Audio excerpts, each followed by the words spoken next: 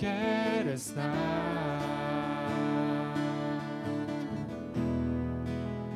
junto aos teus pés,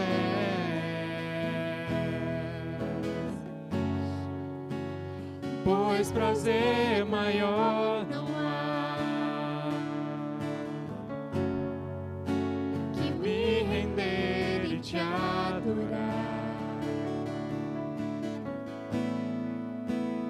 Tudo que há em mim, quero te ofertar,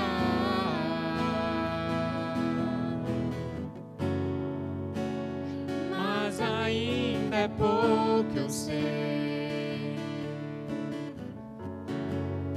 se comparado ao que ganhei. Não sou apenas servo, teu amigo me tornei. Te louvarei,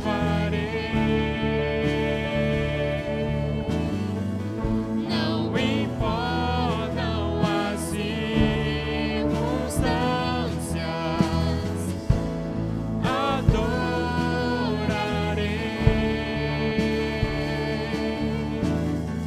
somente a ti, Jesus.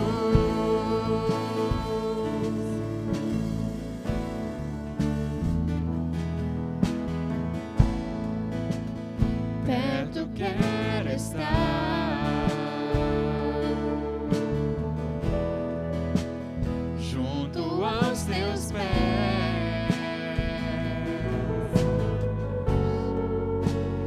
pois prazer maior não há que me render e te adorar. Tudo que há em mim, quero te ofertar,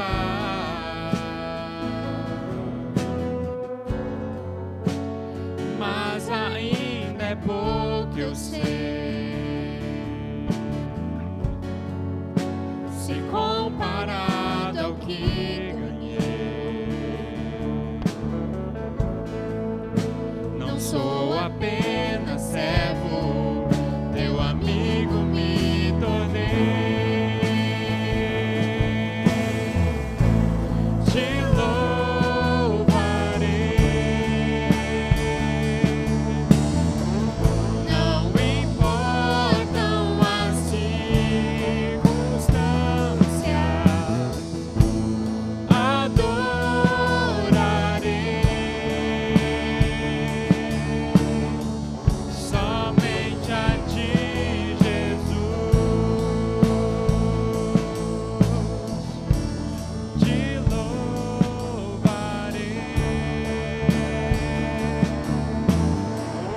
não importam as circunstâncias, adorarei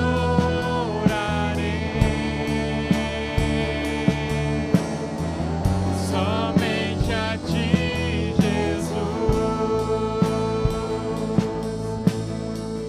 Somente a ti, Jesus.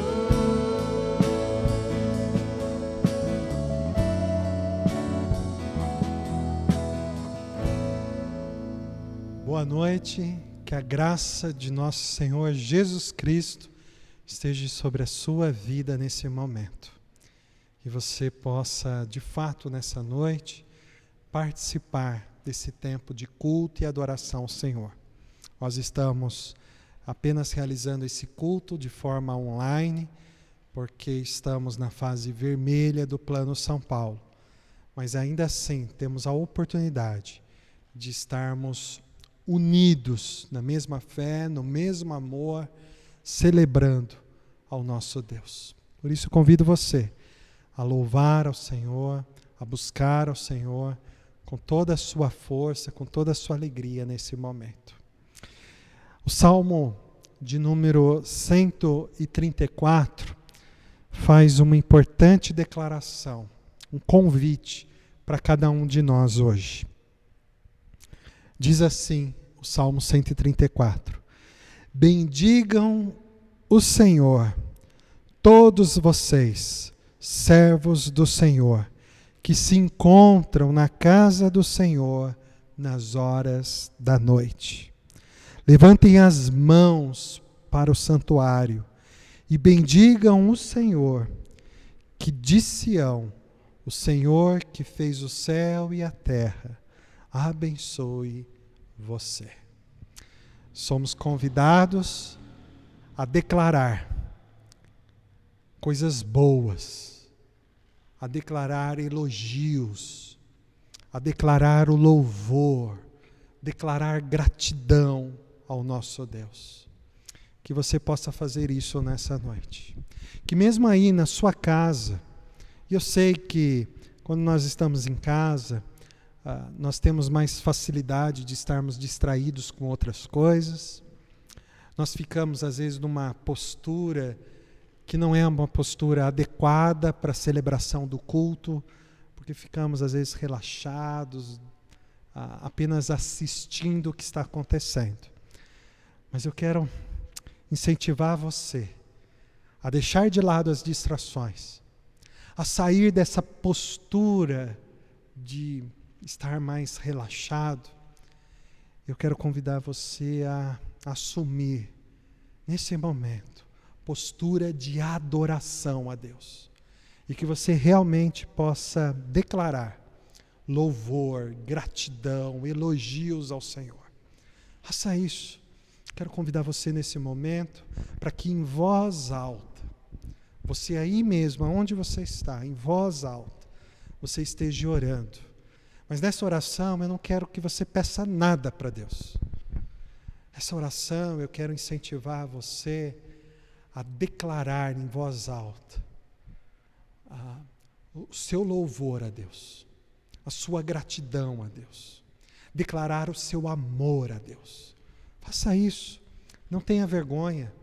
Se você estiver sozinho, fique à vontade, faça isso em nome de Jesus.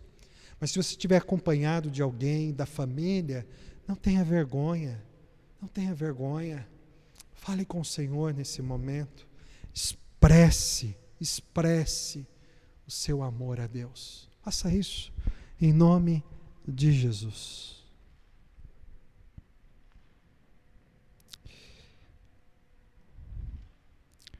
Ó Pai, louvamos o Teu nome, porque o Senhor é o Deus das nossas vidas, e o Senhor tem nos mostrado todos os dias o Seu amor, a Sua misericórdia, a Sua bondade.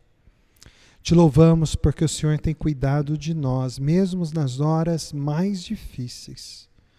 E te louvamos porque podemos celebrar ao Senhor nesse momento. Nós somos gratos porque reconhecemos que o Senhor tem feito por nós muito mais do que nós merecemos. Muito obrigado, muito obrigado. Em nome de Jesus. Amém. Vamos continuar louvando ao nosso Deus.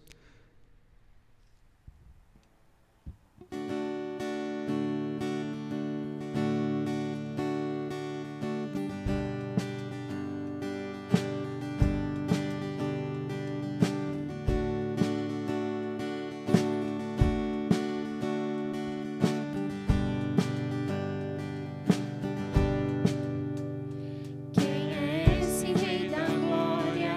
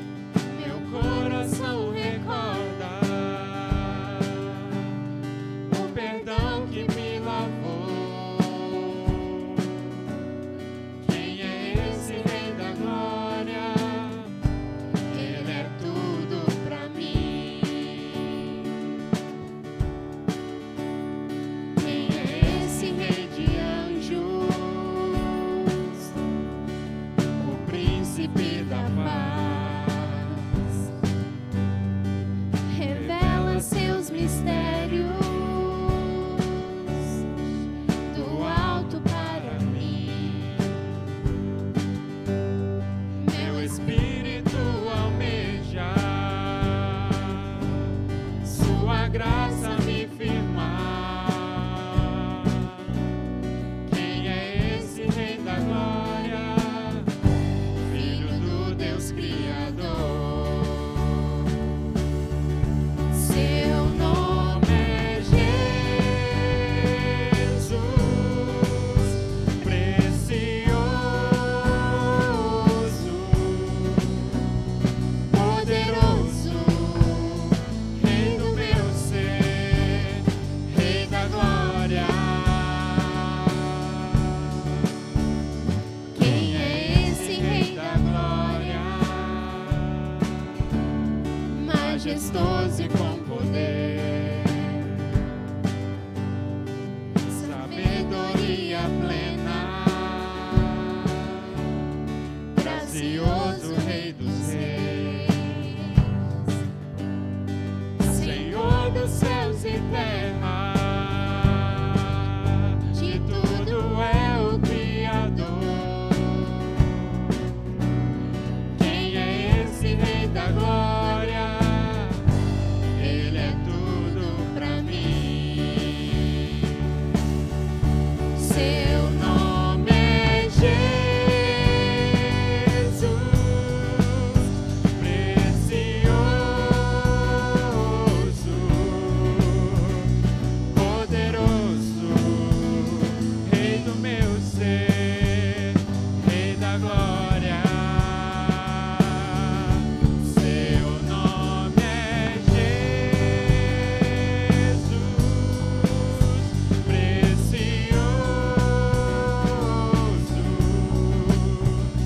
poderoso, Rei do meu ser, Rei da glória.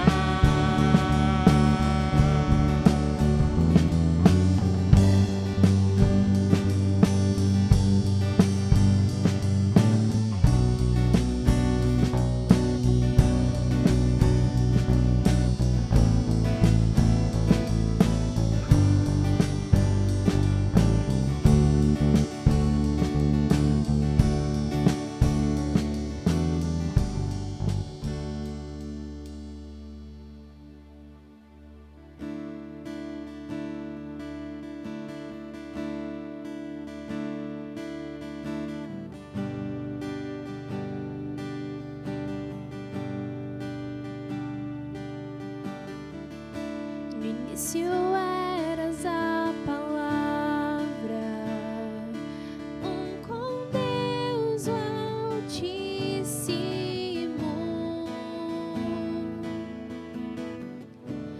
O mistério de tua glória, Cristo em ti se revelou. Oh, quão lindo esse nome é! Oh, quão lindo esse nome é! O nome de Jesus, meu Rei. Oh, quão lindo esse nome é! Maior que tudo ele é. Oh, quão lindo esse nome é! O nome de Jesus.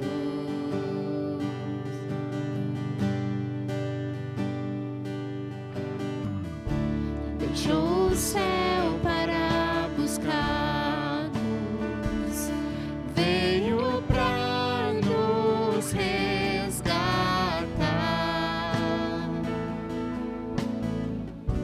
Amor maior que meu pecado,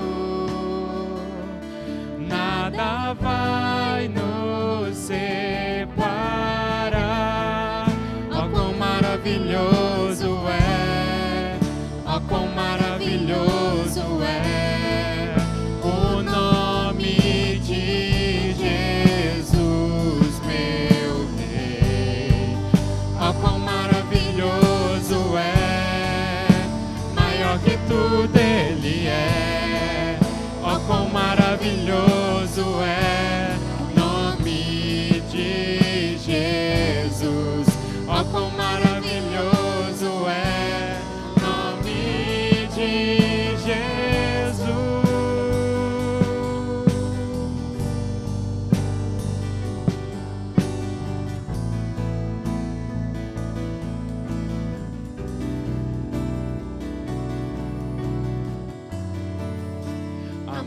morte venceste, o véu tu rompeste, a tumba vazia agora estás.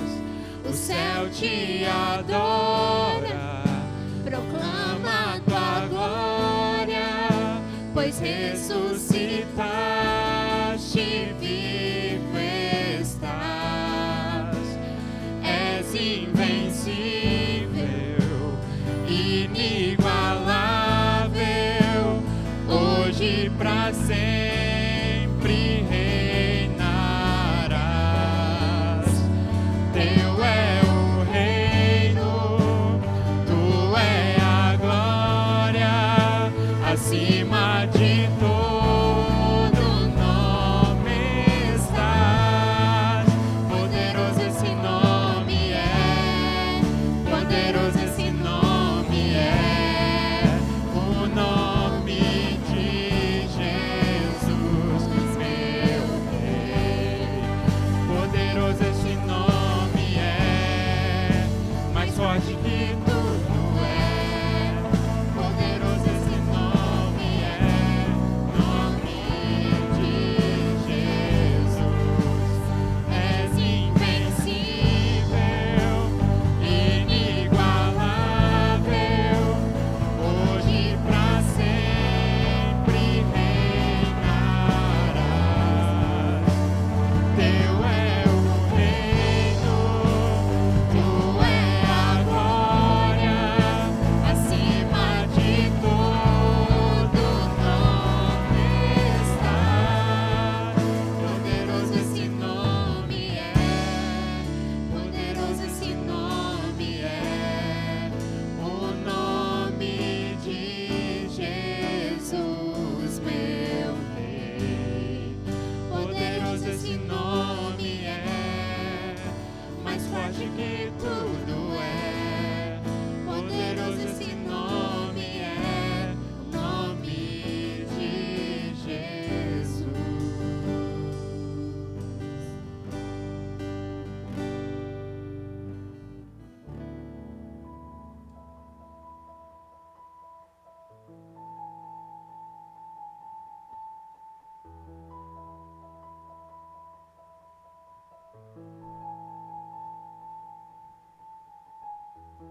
Nestes dias de desespero,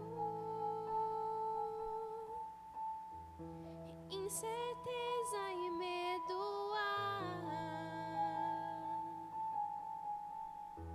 em uma salvação eu creio,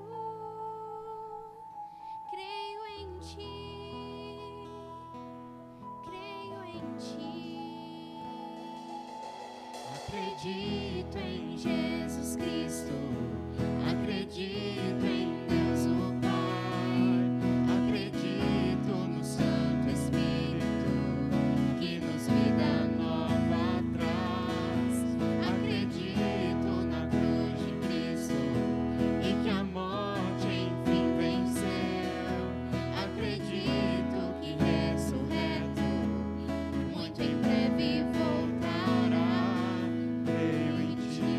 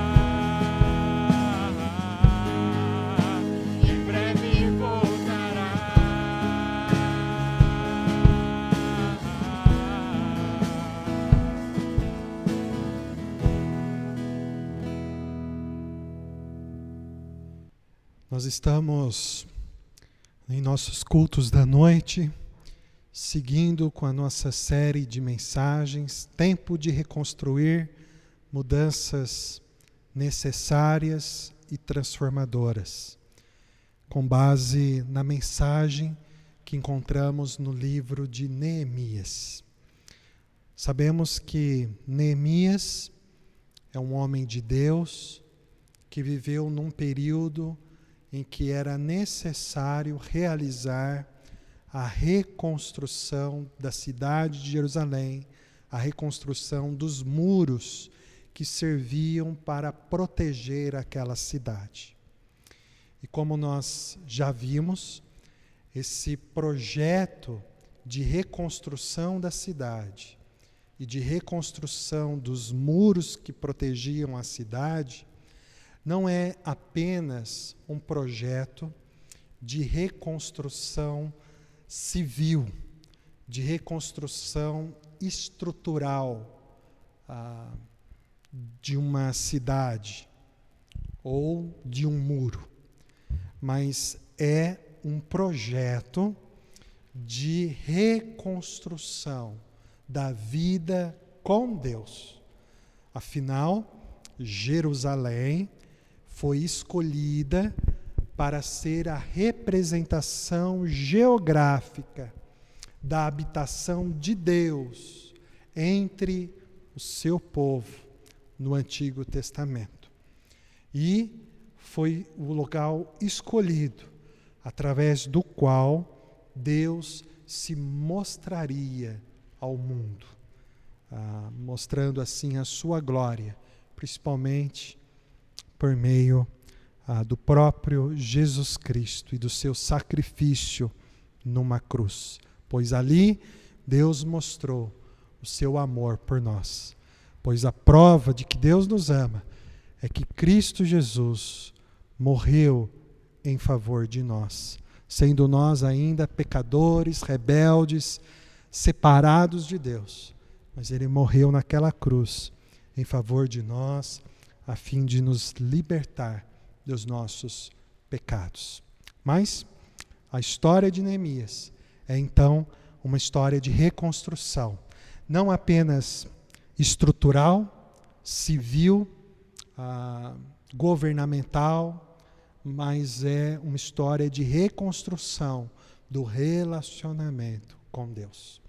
E essa história nos mostra o grande projeto, o bom e maravilhoso projeto de Deus, que é o projeto de nos libertar do pecado, nos reconciliar com Ele como Deus das nossas vidas e nos integrar na missão de Deus de restaurar a vida das pessoas, de restaurar o mundo, trazendo sobre nós a sua salvação e trazendo sobre nós o seu reino, que é o seu governo sobre as nossas vidas. Eu e você somos chamados para fazer parte desse grande projeto. E para fazermos parte desse projeto, precisamos cultivar os princípios estabelecidos por Deus para as nossas vidas. E esses princípios estão mostrados, revelados na história registrada no livro de Neemias. E hoje nós vamos ver algo muito fundamental nessa história de Neemias e que tem implicações importantes para as nossas vidas. Por isso, eu convido você a abrir a sua Bíblia no livro de Neemias, capítulo 10. Livro de Neemias, capítulo 10. Eu vou fazer a leitura apenas do versículo 28 e 29. E eu vou fazer essa leitura na Nova Tradução Linguagem de hoje. É mais fácil para nós compreendermos. Mas eu estarei refletindo sobre toda a mensagem desse capítulo para as nossas vidas. Diz assim o texto, Neemias capítulo 10, os versículos 28 a 29.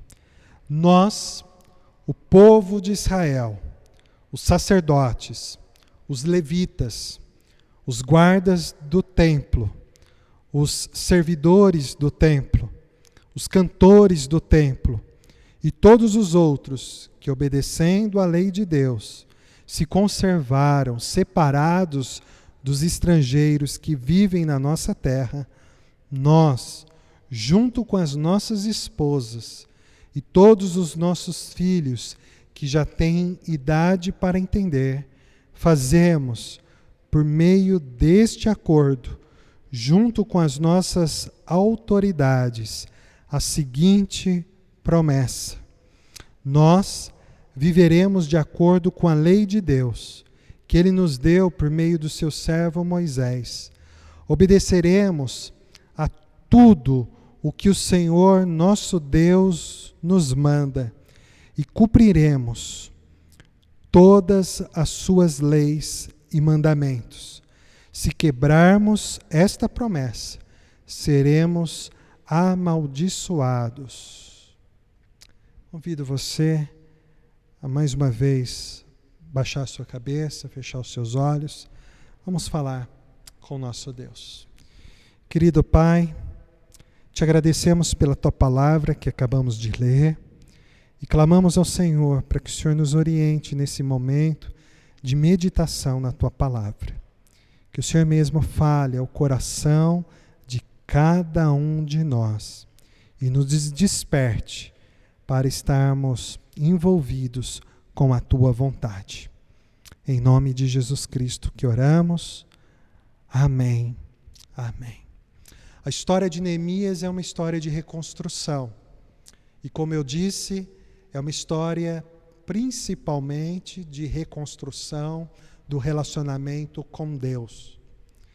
E nós vimos do capítulo 1 até o capítulo 7 desse livro, a descrição de como foi o trabalho para erguer o muro de Jerusalém. E como foi o trabalho, inclusive, para recuperar a vida na cidade de Jerusalém.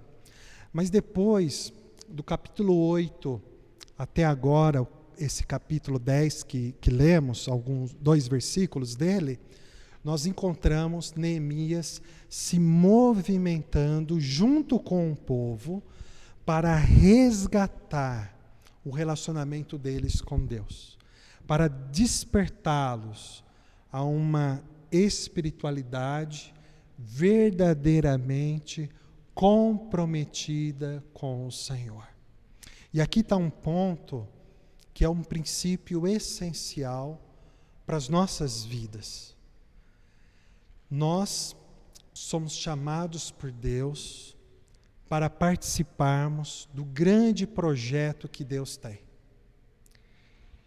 E nós somos chamados a participar desse projeto com compromisso, com submissão, com obediência. O projeto de Deus é muito simples. Deus é o Criador de todas as coisas. E Ele criou especialmente o ser humano para desfrutar de comunhão com Ele. E para que o ser humano desfrute a vida como um presente de Deus, vivendo em adoração ao Senhor. Mas o ser humano fez a opção de se rebelar contra Deus. Nossos primeiros pais, Adão e Eva, se afastaram desse projeto de Deus. E em vez de desfrutar a vida como presente de Deus, para estar em comunhão com Ele e viver em adoração a Ele, Adão e Eva decidiu viver a vida à sua própria maneira, sendo eles próprios o Deus de suas vidas, decretando para si próprio o que é certo e errado.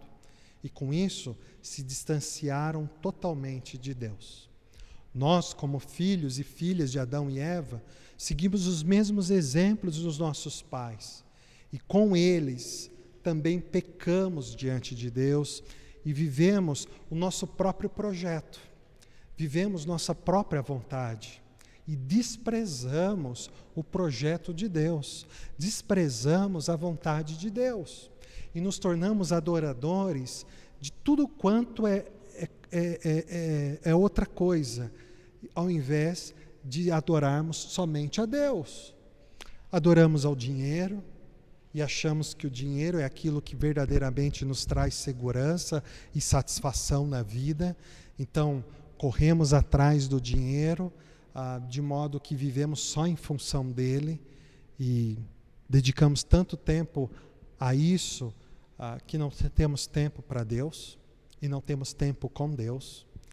Às vezes, nos tornamos adoradores da própria aparência e somos escravos, servos da ideologia de um corpo perfeito e nos enfiamos em dietas malucas ou nos submetemos a vários tipos de procedimentos a fim de encontrar essa beleza ideal e perfeita, ou nos adoecemos porque ficamos deprimidos por não ter o corpo que desejaríamos ter, e com isso vivemos em função dessa aparência e esquecemos de render louvor e adoração a Deus.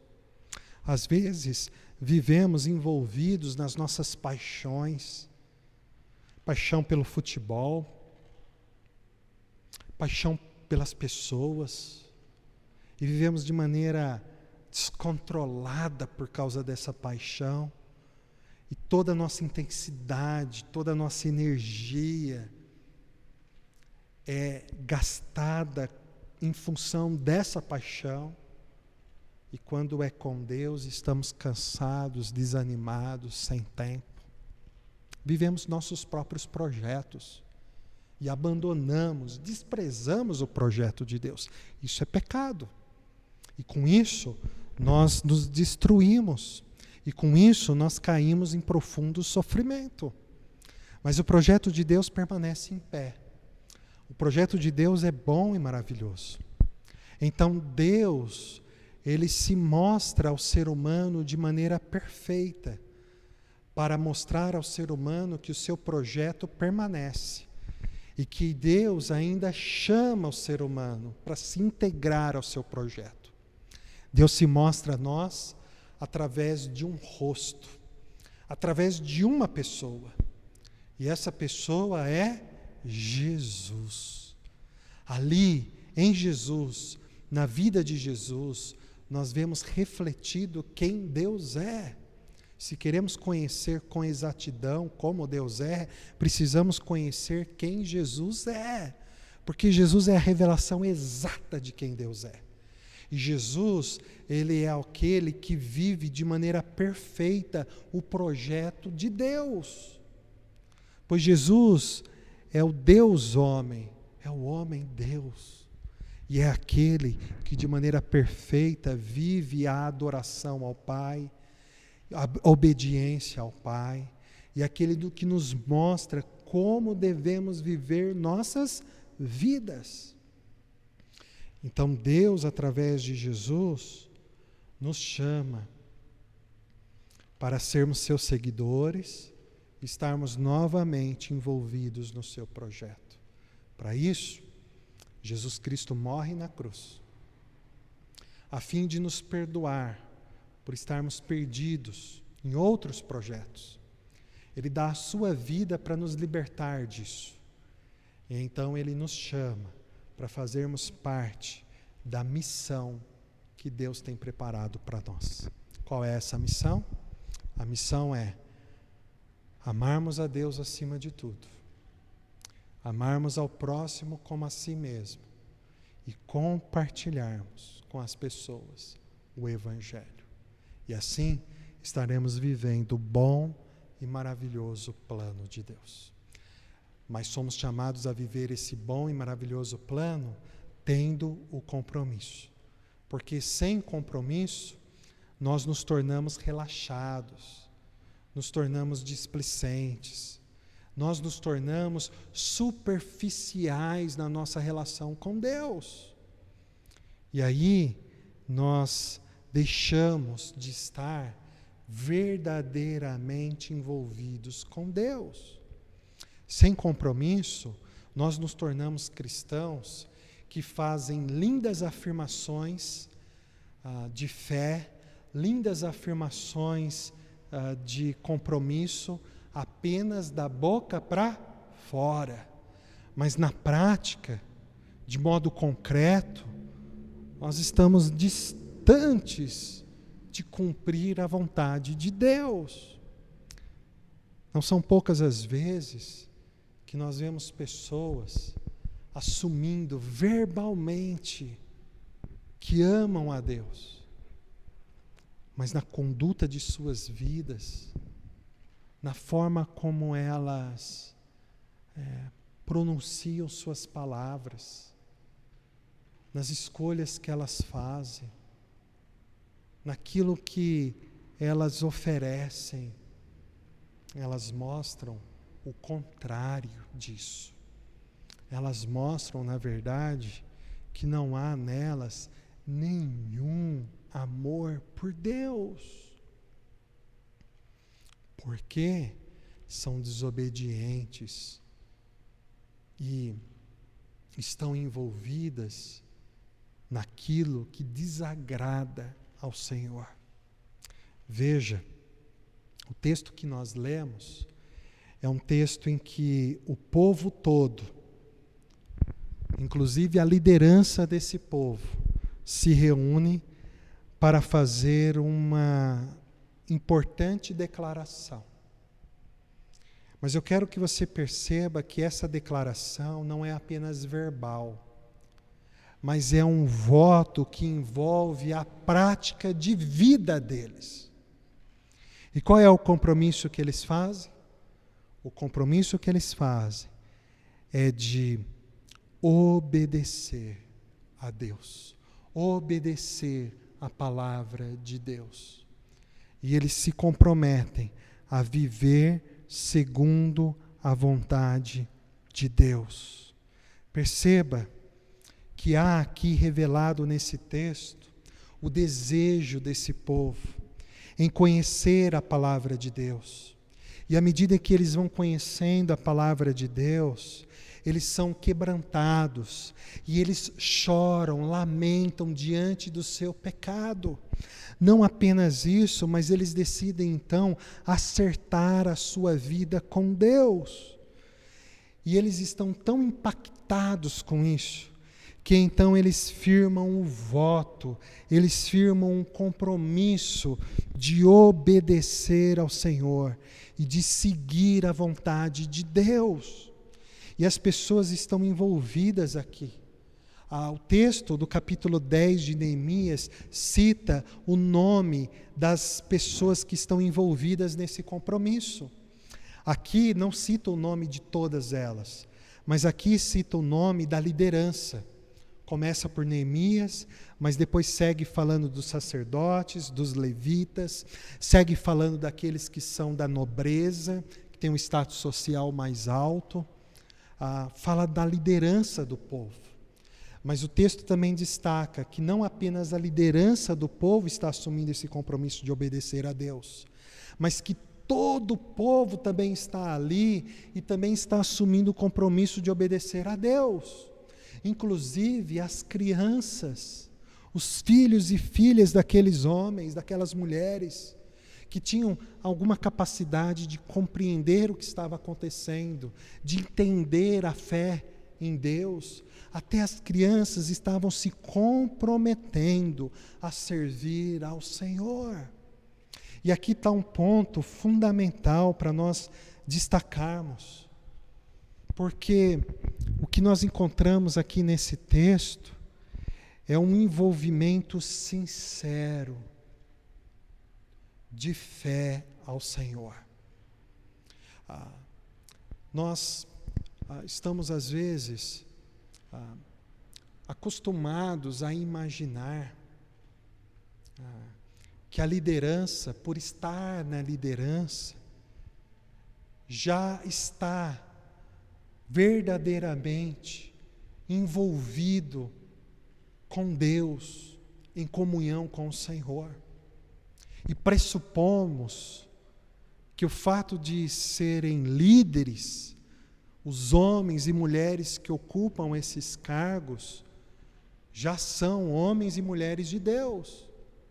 Mas é necessário a gente compreender que o fato de exercermos ministérios na igreja, de estarmos em funções de liderança, não quer dizer necessariamente que nós estamos fiéis a Deus.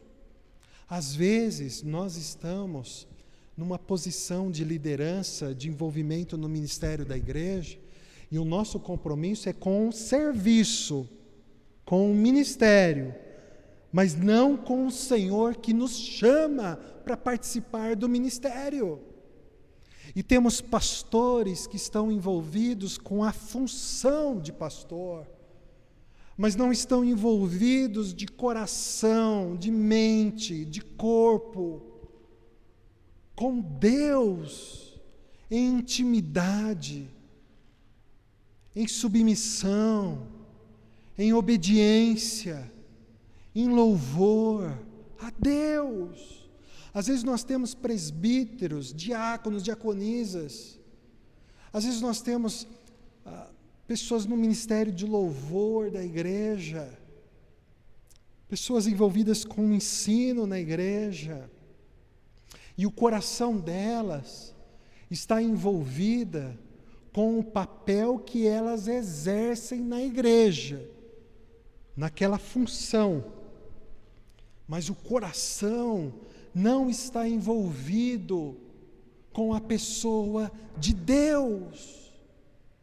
E nós precisamos perceber nesse texto que esse projeto de reconstrução não tem nada a ver sobre fazer coisas para Deus, mas esse projeto de reconstrução tem tudo a ver sobre o relacionamento que cultivamos com Deus.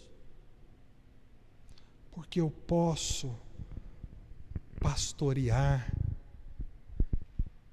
sem estar verdadeiramente envolvido com Deus. Você pode estar exercendo um ministério sem estar verdadeiramente envolvido com Deus. Sabe de uma coisa? O povo que está nessa reconstrução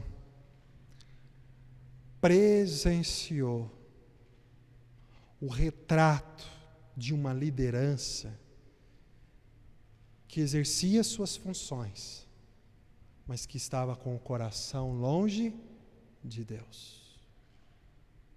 Os profetas anunciavam, declarando ao rei que o rei estava em pecado e havia se esquecido de Deus, e havia se esquecido que ele governava debaixo do governo de Deus. Várias vezes os profetas tiveram que dar palavras aos sacerdotes dizendo: vocês organizam o culto e prestam o culto e oferecem sacrifícios, mas isso não é adoração a Deus, porque vocês estão manchados com seus pecados. Várias vezes profetas diziam a outros profetas: vocês falam não em nome de Deus, mas vocês falam em nome de si mesmos, porque são gananciosos e querem lucrar em cima da fé dos outros. E querem apenas falar aquilo que agrada o ouvido dos outros, ao invés de pronunciar verdadeiramente a palavra de Deus. Porque houve uma época que a liderança em Judá estava com o coração longe de Deus. Como está o seu coração com Deus? A sua função na igreja não quer me dizer nada sobre o seu relacionamento com Deus. A minha função na igreja não pode querer dizer nada para você a respeito da minha relação com Deus. A nossa relação com Deus se sustenta no compromisso que nós temos com a vontade do Senhor, aproximando-nos dele de maneira tão íntima que o nosso desejo é agradar a Deus. E aí, como resultado disso, nós nos envolvemos na obra. Essa liderança se levanta para comprometer-se. E esse é um ato sincero, pois eles agora não querem mais ter uma relação com Deus de aparência, fundamentada na função de serem líderes. Mas e agora o que eles querem verdadeiramente é ter uma relação real com Deus, alicerçada na sinceridade de uma vida de intimidade e obediência ao Senhor. E o caminho para a intimidade, o caminho para a obediência a Deus, é o quebrantamento em que nos leva a nos arrependermos dos nossos pecados, e ao reconhecimento de que a palavra de Deus é a verdade sobre as nossas vidas, e que devemos caminhar por aquilo que a palavra nos ensina. E o que fazemos é reflexo do que a palavra de Deus afirma sobre como devemos viver. Esse compromisso o povo faz, a liderança faz. Mas veja, não é algo só da liderança. As pessoas estão envolvidas, porque é possível estarmos junto na obra sem estarmos de coração com Deus. Mas o povo se envolve. E o que é mais bonito é que há aqui também um envolvimento com as crianças. Porque eles compreendem que as crianças estão incluídas no projeto de Deus. E eles compreendem que as crianças são inteligentes. E à medida que elas vão se desenvolvendo, elas têm capacidade intelectual de compreender muitas coisas, de aprender muitas coisas. E a fé é uma destas coisas que as crianças podem aprender. Então as orações das crianças também chegam até Deus. E é por isso que nós não podemos negligenciar a participação das crianças na vida da igreja. Não devemos excluí-las da adoração e não devemos deixar que elas se distraiam para ficar longe da adoração. Mas nós devemos criar ambientes, espaços, onde as crianças possam, na liberdade delas, na linguagem delas, do jeito delas, expressarem também a sua fé a Deus, sua confiança a Deus. Precisamos de espaços onde as crianças possam ouvir o Evangelho de uma maneira que seja compreensível para elas, na linguagem que elas tenham facilidade de entender. Porque elas precisam de Deus e precisam estar envolvidas de coração com Deus. Nossas crianças não podem vir à igreja simplesmente porque acompanham os pais. Nossas crianças precisam vir na igreja porque elas estão aprendendo que Deus as ama e elas estão com isso aprendendo a amar a Deus. Ou mesmo os nossos jovens, nossos adolescentes, não podem vir na igreja só porque acompanham os seus pais, só porque os pais os forçam a fazer isso. Eles precisam estar sendo ensinados, incentivados, eles precisam ser inspirados a assumir o compromisso diante de Deus, decidindo estar aqui, porque compreendem que são amados por Deus e com isso desperta no seu coração o amor por Deus. É isso que está acontecendo aqui. Então há um envolvimento sincero com a pessoa de Deus. E esse compromisso é tão sério que eles estão envolvidos em obedecer ao Senhor. Isso nos leva a refletir, porque muitas vezes nós somos superficiais no nosso relacionamento com Deus. E o que quer dizer isso? Isso quer dizer que nós nos relacionamos com Deus com base na tradição religiosa. Eu preciso ir à igreja, eu preciso assistir ao culto, eu preciso dar o meu dízimo, mas aí eu volto para minha casa e está tudo bem, porque eu fiz a minha parte com Deus e eu vou viver minha vida do meu jeito. Depois, no outro domingo, eu volto na igreja, eu assisto o culto, eu me faço presente e tá bom. Isso é uma relação superficial e que, de verdade, não mostra intimidade com Deus. Mas mostra que nós somos apenas frutos de uma cultura, de uma tradição religiosa.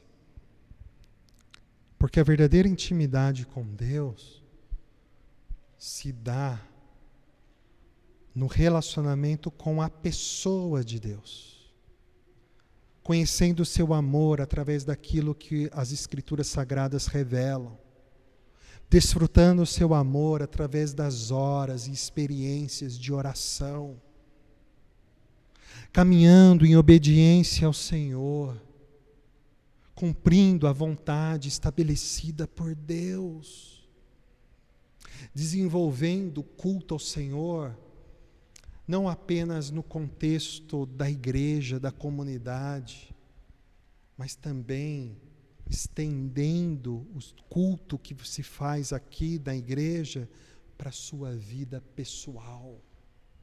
Seguindo assim o exemplo de Jesus,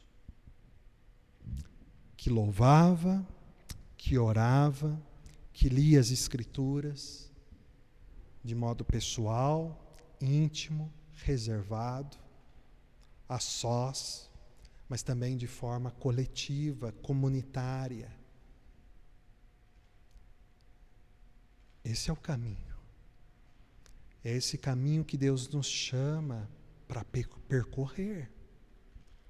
E esse povo está de coração envolvido com isso. Então, eles firmam compromissos com Deus. E o capítulo 10 vai descrever esses compromissos. É claro que os compromissos descritos aqui dizem respeito ao contexto histórico em que Neemias está.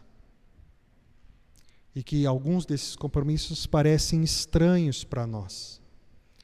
Mas esses compromissos têm aplicações para as nossas vidas hoje. Neemias está vivendo no Antigo Testamento, antes de Jesus, antiga aliança, que tinha alguns rituais e algumas práticas próprias da antiga aliança, que não são necessariamente renovadas na nova aliança, mas elas são ressignificadas na nova aliança. Eu quero destacar esses compromissos e quero explicar para você o sentido deles para nós hoje. O primeiro compromisso que eles assumem é o compromisso de obediência à lei de Moisés. O que eles tinham diante deles, e o versículo 29 vai dizer, o que eles tinham diante deles era a lei de Moisés. Aquilo que estava estabelecido nos 10 mandamentos. Aquilo que estava estabelecido nos 5 primeiros livros da Bíblia. E eles firmam o compromisso de submeter suas vidas ao ensino da lei. Nós sabemos que a partir da nova aliança, toda a lei de Moisés, ela é cumprida em Jesus. E uma vez que essa lei é cumprida em Jesus, Jesus estabelece o seu evangelho e o seu ensino de como devemos obedecer a sua palavra. Então, nosso compromisso hoje é com a palavra de Cristo revelada em toda a Escritura Sagrada. E é lermos a Bíblia de Gênesis a Apocalipse a partir da pessoa de Jesus, sabendo que é Ele e é sobre Ele que toda a Escritura fala. E sabendo que toda prática e conduta que devemos seguir é toda prática e conduta que vai gerar louvor ao nome de Jesus. E esse deve ser nosso envolvimento, esse deve ser nosso compromisso. Afinal, Cristo é maior que Moisés. E o próprio Moisés declarava que haveria de vir à terra alguém maior do que ele. E é a ele que devemos seguir, a Jesus. O segundo compromisso que eles assumem, e esse é um compromisso descrito nesse texto, é o compromisso de buscar a pureza no casamento. O texto de Neemias 10 diz que eles fazem um compromisso de se afastar dos estrangeiros e de não permitir que seus filhos e suas filhas se casem com estrangeiros. Eles estão envolvidos com essa prática, não porque há uma aversão aos estrangeiros, e não porque Deus exclui os estrangeiros do seu projeto, mas eles estão envolvidos com isso porque naquele contexto, os estrangeiros se tratavam de gente de coração endurecido, distante de Deus, entregues a idolatrias, e que buscavam casamentos para fazer associações de fortalecimento dos negócios. E isso envolvia, inclusive, a união de práticas espirituais que desrespeitavam a Deus.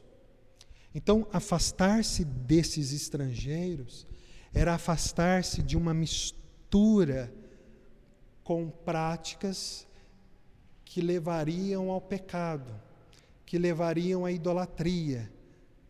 E com isso há um princípio aqui, de que nós também devemos buscar no casamento a pureza de nos distanciarmos daquilo que desagrada a Deus. Isso tem implicações muito sérias, porque nós precisamos considerar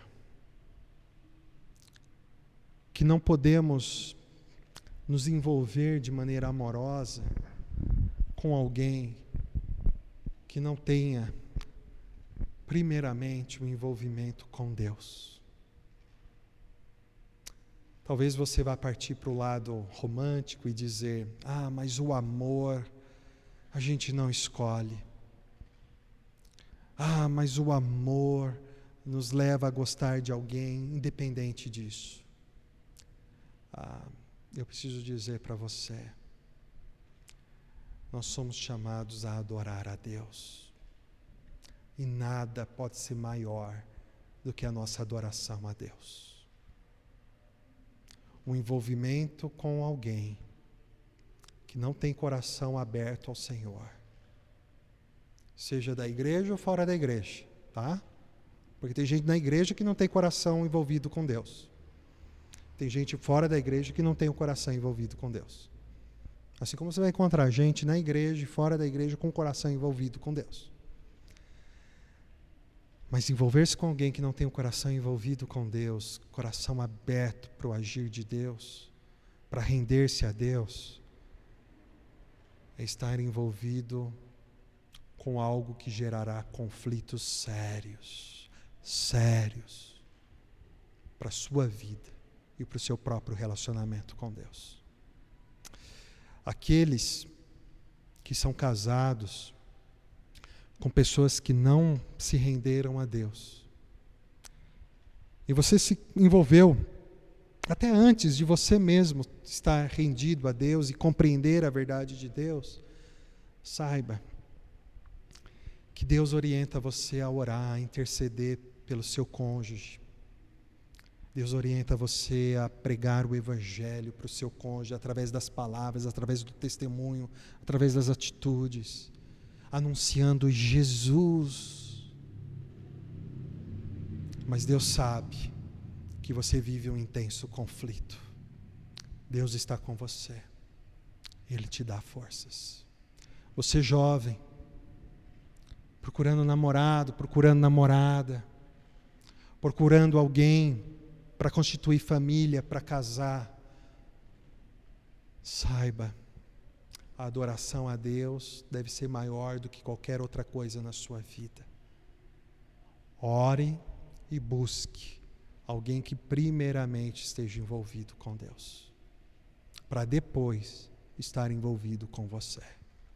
Esteja você primeiramente envolvido com Deus, para depois se envolver com alguém. Talvez você me diga, você está por fora, isso não faz sentido. Sinto muito te dizer, é o que Deus ensina. Se você tem dificuldade com isso, a sua dificuldade não é comigo, a sua dificuldade é com Deus. Nós precisamos buscar a pureza. Buscar a pureza no casamento é inclusive buscar a pureza no sentido também sexual, de nós não estarmos envolvidos com práticas sexuais que estejam fora do contexto do casamento, algo que estava presente na vida daquele povo, pois havia envolvimento sexual extraconjugal, de adultério, e isso desonrava e envergonhava o nome de Deus. Nós precisamos cuidar para que haja pureza. Essa pureza ensina a você que é casado que você precisa ser fiel ao seu cônjuge. Você, mulher, deve ser fiel, deve respeitar o seu marido. E não pense você que adultério é história só de homem. Cresce de modo assustador a prática de adultério entre as mulheres. Inclusive, foi feita uma pesquisa que diz que as mulheres brasileiras de diferentes idades estão envolvidíssimas com pornografia. E a pornografia, o erotismo, conversas maliciosas, sensuais, são brechas para o adultério. Aliás, são também adultério. Haja pureza. Você, homem, o seu olhar, o seu corpo são para a sua mulher. Não flerte com as colegas. Não flerte com as mulheres que você encontra pelo caminho. Cuidado com as palavras, muito íntimas, não são apropriadas a um homem casado, a não ser que sejam direcionadas à sua esposa. Haja pureza no casamento. Você jovem, você adolescente, solteiro, você homem, você mulher, adulto, solteiro.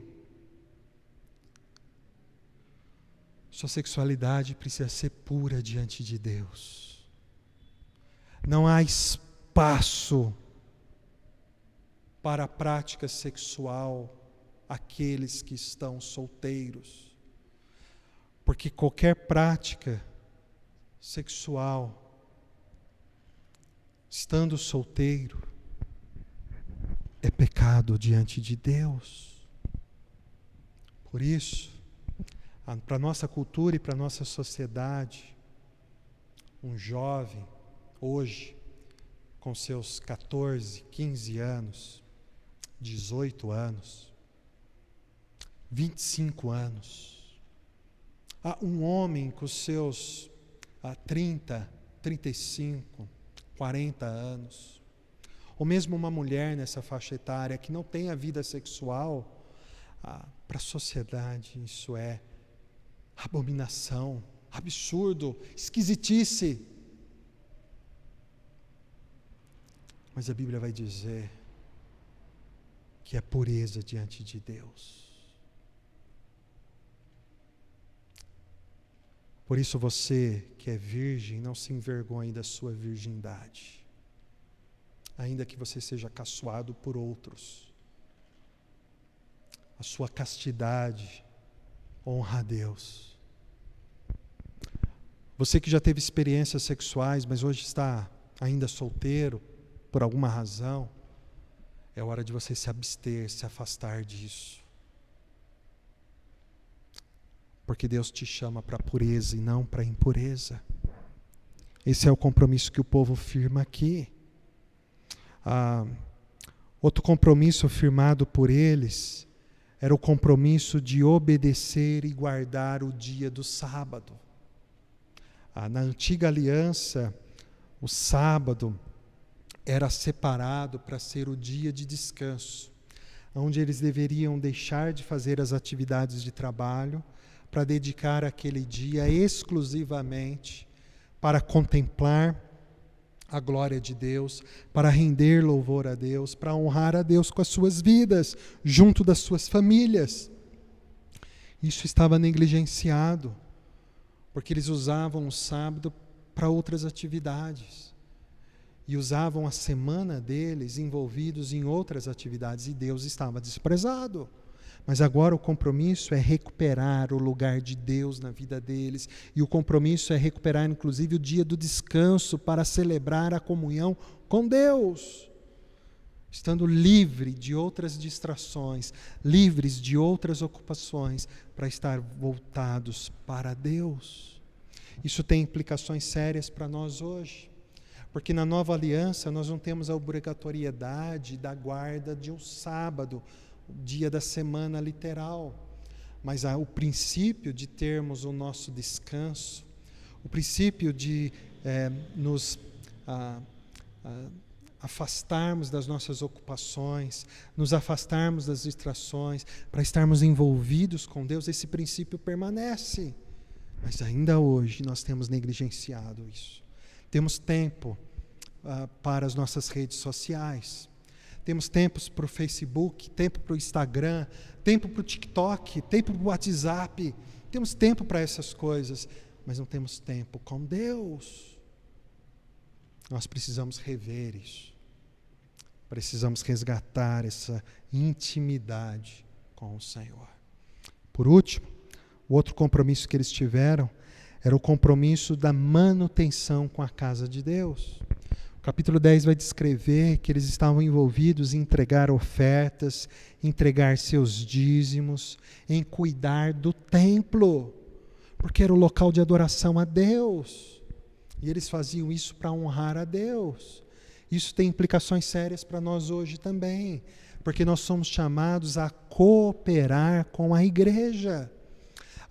Não no sentido de cuidarmos do templo na mesma perspectiva que eles cuidavam no passado, na ideia de que o templo é o local que Deus habita, mas devemos cuidar da nossa vida comunitária e devemos estar dispostos a cooperar e a contribuir para o bem da nossa vida comunitária, porque a reunião nossa como congregação, a reunião nossa como igreja, o envolvimento nosso como comunidade é algo que honra a Deus e é algo que é agradável diante de Deus. Mas o nosso envolvimento aqui como comunidade não existe se não houver a contribuição de cada um de nós. Veja, hoje nós estamos realizando esse culto aqui de forma online. Eu estou aqui dirigindo o culto, vocês estão me vendo, a câmera está filmando, mas atrás dessa câmera existe alguém também conduzindo tudo isso. Nós vamos celebrar a ceia hoje, e por trás da mesa posta tem alguém que se pôs a servir para arrumar. E para haver equipamento para realizar o culto, para haver os elementos para colocar à disposição da mesa, alguém contribuiu financeiramente para que essas coisas fossem adquiridas. A cooperação para o bem e o desenvolvimento da obra de Deus é necessária. E Deus escolheu que isso fosse realizado por meio da nossa generosidade, do nosso envolvimento, da nossa participação. E é necessária a participação de todos nós. E não importa a quantidade de tempo que nós dedicamos, se um tem mais disponibilidade, outro tem menos disponibilidade. Não importa a quantidade de recursos que nós dispomos, se um tem mais, se outro tem... Deus não está olhando isso, Deus está olhando a nossa sinceridade, nosso compromisso, nosso desejo de estarmos envolvidos. Esse povo se despertou para isso, porque eles reconhecem que Deus fez um movimento na direção deles, para integrá-los nesse grande projeto. O resultado é que o relacionamento deles com Deus passa a ser restaurado.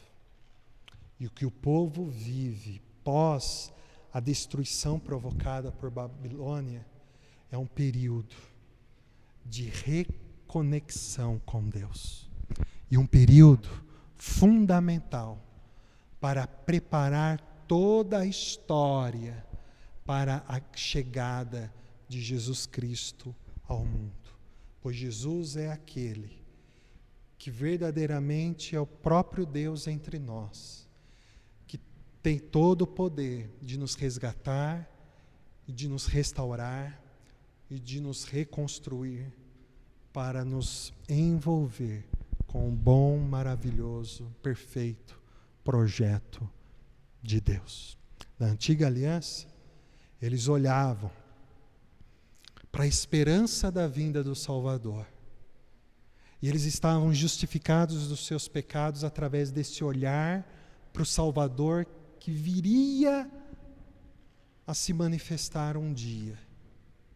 E nessa esperança, eles estavam reconciliados com Deus. Hoje, na nova aliança, o Salvador já se manifestou em Jesus. Ele vive e Ele reina naqueles que o reconhecem como seu Senhor e seu Salvador. E Ele prometeu que um dia voltará para trazer plenamente o seu reino sobre nós. Reino esse que já começou, já está entre nós. E já vivemos as realidades desse reino hoje. Mas de maneira plena, ainda há de vir. Mas o extraordinário já está acessível hoje. E nós somos chamados então hoje a olhar para o Senhor Jesus como nosso Salvador, que está manifestado em nós, que reina em nós, e nos submetermos a Ele, e estarmos comprometidos com Ele, e a vivermos a nossa espiritualidade alicerçada no relacionamento com Jesus. A grande pergunta que esse texto nos faz pensar hoje é o seu envolvimento com Deus. É superficial ou você tem se aprofundado em desfrutar a presença de Deus em sua vida? A sua participação na relação com Deus, na igreja, na obra de Deus, na missão, é uma participação superficial, alicerçada numa tradição religiosa, em que você cumpre ritos mecânicos, ou é um envolvimento sincero, em que o seu coração por inteiro está dedicado ao Senhor. O seu culto a Deus é um culto só dominical? É um culto só na convivência em que a religiosidade está presente, e aí você está no espaço da igreja, e aí aqui você participa de algo que cultua a Deus, ou seu culto a Deus é um estilo de vida, e o que você faz ao domingo é uma extensão do que você faz de segunda a segunda. São perguntas para a gente refletir. E nós precisamos nos lembrar que Deus nos chama para algo muito mais profundo. E o caminho é Jesus. Recorra a Deus. Renda-se a Deus. Faça o voto de compromisso com Deus, mas não de palavra apenas, não da boca para fora apenas, mas faça de fato e de verdade, com atos concretos de obediência e adoração a Deus. Convido você a refletir sobre isso. Que Deus te abençoe, em nome de Jesus.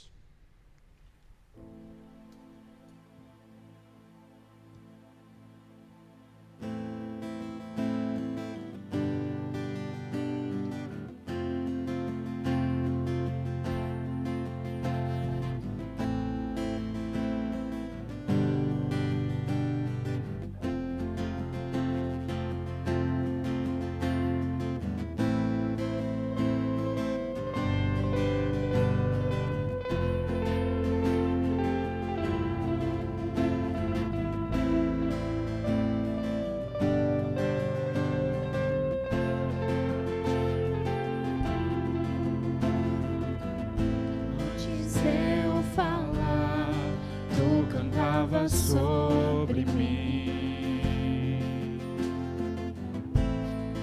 tu tens sido tão, tão bom pra mim. Antes de eu respirar, sopraste tua vida em mim. Tu tens sido tão, tão bom.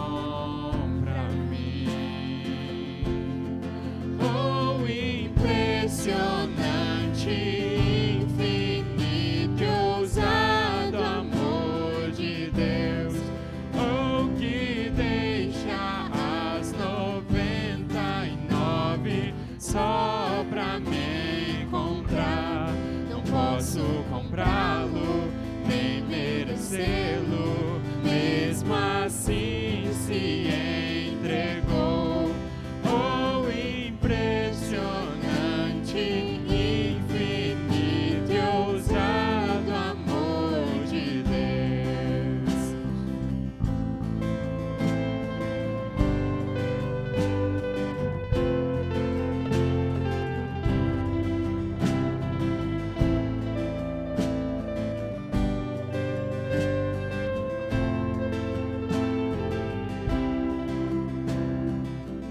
Inimigo eu fui, mas teu amor lutou por mim. Tu tens sido tão, tão bom pra mim. Não tinha valor, mas tudo pagou por mim. Tu tens sido tão, tão bom pra mim. Oh, impressionante, infinito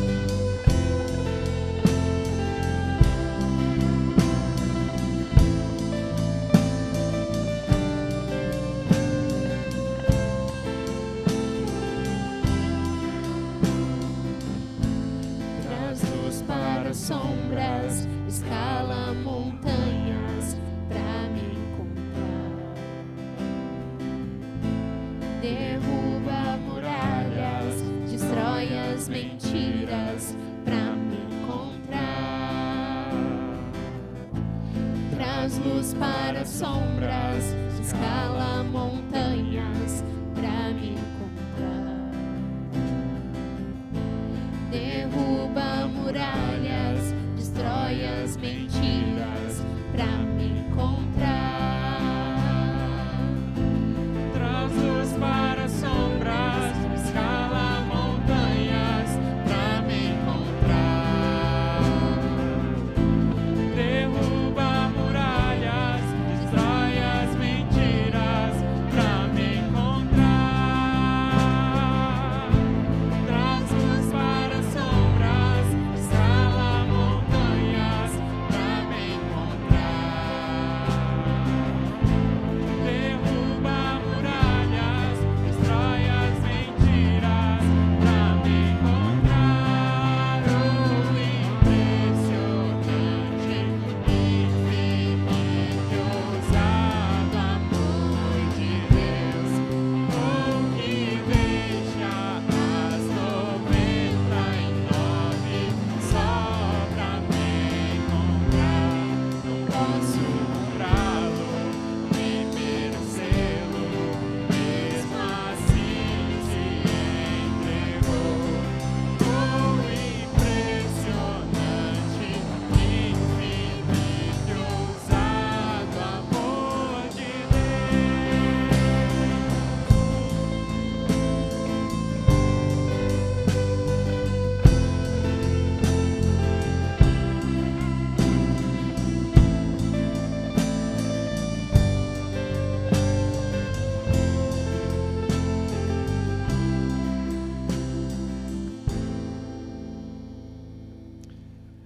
Nós estamos reunidos diante da mesa do Senhor. E Jesus Cristo, quando reúne os seus discípulos em torno da mesa, ele declara claramente aos seus discípulos que ele estava os chamando para fazer parte de uma missão e que eles deveriam comprometer-se com essa missão, dedicando-se com fidelidade a servir a Deus, comprometendo-se a obedecer às palavras de Jesus como Senhor de suas vidas e comprometendo-se a seguir o exemplo de Jesus, tendo a disposição de servir. Pois Jesus, enquanto caminhou aqui na terra com os seus discípulos, constantemente ele dizia aos seus discípulos que o seu pão, a sua comida, era fazer a vontade do Pai. A sua bebida era saciar a vontade do Pai. Nós somos discípulos de Jesus. Somos chamados a obedecê-lo como nosso Senhor, a ouvirmos e praticarmos as suas palavras. E somos chamados também a nos alimentarmos da vontade de cumprir aquilo que o nosso Deus Pai nos chama para realizar. Que ao celebrar essa ceia, você possa renovar a sua fé, o seu amor e o seu compromisso para com Deus. Na noite em que Jesus foi traído, ele estava reunido com seus discípulos em torno da mesa. Então ele tomou o pão e, tendo dado graças, ele o partiu e entregou aos seus discípulos, dizendo: este é o meu corpo, que é dado por amor de vocês. Toda vez que vocês estiverem reunidos, comam do pão, celebrem o meu amor por vocês. Eu convido você, nesse momento, a tomar do pão, que você possa partir o seu pão e que juntos nós possamos nos alimentar desse pão, reconhecendo que somos chamados para seguirmos o exemplo de Jesus, que deu a sua vida por nós, a fim de que vivêssemos para a glória dele. Alimente-se do pão, comprometendo-se a servir e a honrar ao Senhor.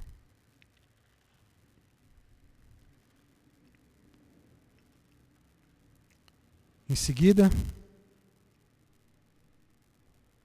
Jesus Cristo tomou do cálice e diante dos olhos dos seus discípulos, ele declarou: este é o meu sangue, o sangue da nova aliança, que é derramado por amor de vocês. Esse sangue de Jesus foi derramado naquela cruz, a fim de nos limpar dos nossos pecados e de nos resgatar com alto preço para vivermos para Deus, honrando a Deus e servindo ao Senhor com a nossa vida. Pegue o seu cálice, eu convido você a tomar desse cálice, a beber desse suco, renovando o seu compromisso de obedecer a Deus e de servir ao Senhor com toda a dedicação para o louvor dele. Bebamos todos juntos.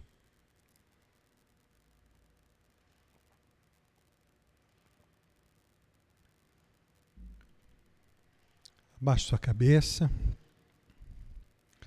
feche os seus olhos, vamos orar ao nosso Deus. Querido Pai, nós louvamos o Teu nome porque o Senhor nos resgatou do nosso pecado e o Senhor nos chamou para fazermos parte do Teu povo e para estarmos envolvidos com o Teu projeto, com a Tua missão, como cooperadores, prontos a sermos obedientes ao Senhor, servindo ao Senhor de todo o nosso coração, com toda a nossa dedicação. Nesse momento nós te damos graças, pois reconhecemos que é um privilégio participar da Tua missão, participar do Teu maravilhoso e bom plano. Trabalhe na vida de todos nós, para que nós possamos estar totalmente integrados no Teu propósito. E que a nossa vida seja uma expressão de obediência, de serviço, de louvor ao Senhor. E permita que através das nossas vidas, outras pessoas se aproximem do Senhor e conheçam o Teu bom e maravilhoso plano. E que assim outras pessoas, através do nosso testemunho, sejam alcançadas pela Tua graça. Conceda a nós uma semana abençoada e uma semana recheada de oportunidade para servirmos ao Senhor, aonde quer que estejamos. Que sejamos ali testemunhas do Senhor. em nome de Jesus Cristo. Amém. Recebam a bênção. Que o Senhor aperfeiçoe em você todo o bem, a fim de capacitá-lo para servi-lo de todo o coração. Que o Senhor conceda a você, no Espírito Santo, o poder, a coragem, sabedoria,